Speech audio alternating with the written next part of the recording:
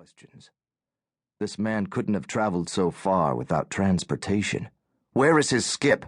Where are his provisions? Why hasn't the sand buried him? As his headset crackled to life, he lowered the lenses. There is no sign of anything of note, Your Highness. We've searched the surrounding 2 kilometers. Any more unusual readings, Captain? Nothing. He shot a glance at the young lieutenant who stood expectantly beside him. Wolf's patrols were always officer-heavy, usually with many newly commissioned. The general had made that request years ago in an effort to demonstrate to his subordinates how the weight of command should be carried.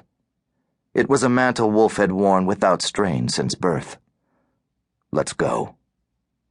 They moved swiftly to their abandoned skips, using the economical movements that were innate to the inhabitants of a desert planet. Just as they prepared to mount the slender bikes, the ground rumbled ominously. The source was easily recognized, and Wolf cursed his failure to foresee the trap. Loosening the restraint of the glaive-hilt holster attached to his thigh, he yelled out a warning. Leaping onto his skip, he engaged the power and tugged hard on the controls, flying away just before the small enemy borer emerged from the sand. "I can't get a distress call out!" cried the panicked lieutenant. The rest of the patrol assembled into the V-shaped group formation and sped farther into Dashir territory. "They're blocking it." Wolf's tone was grim. Damn it, they must have been boring their way through the sand for days. "Why didn't they show up on the scanners? We were directly over them." The power was off. Without that signature, they were effectively invisible. Wolf was highly conscious of the powerful hum of the borer behind them. The warning blip that had sparked their investigation must have been made as the transport entered Dashir from Sari, before the engines had been turned off. The corpse was merely the lure that ensured the anomaly wasn't dismissed as a malfunction. How the hell could they stay under without environmental controls? With desperation, the captain muttered, flying upward as a warning shot from the borer spewed sand into a cloud before him.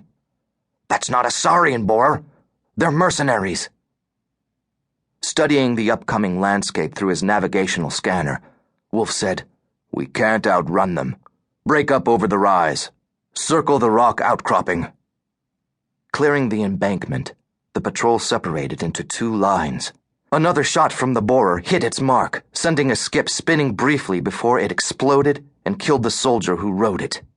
The rest of the men bent lower as they sped toward the multi-towered rock formation that rose as monoliths from the desert floor. Wolf cursed when a well-aimed shot from the borer crumbled a tower of red rock. Blood-colored dust billowed as a horrifying cracking sound rent the air. Glancing down at his console, he saw transport-sized debris break loose, crashing down upon the other half of his patrol.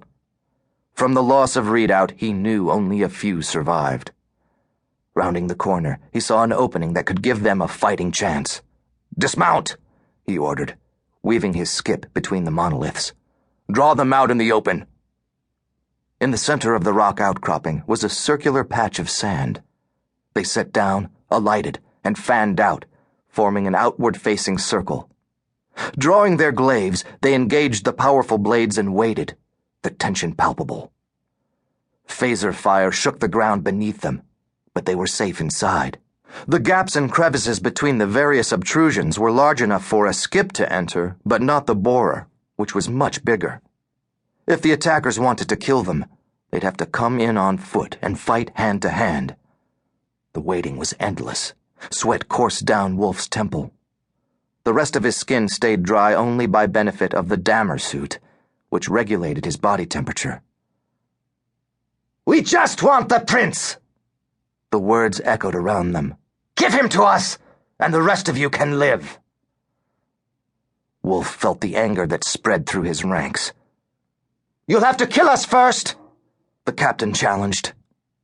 "I was hoping you would say that," came the laughing reply.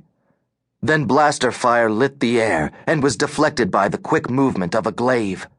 The powerful laser blade more than a match for the inelegant handgun.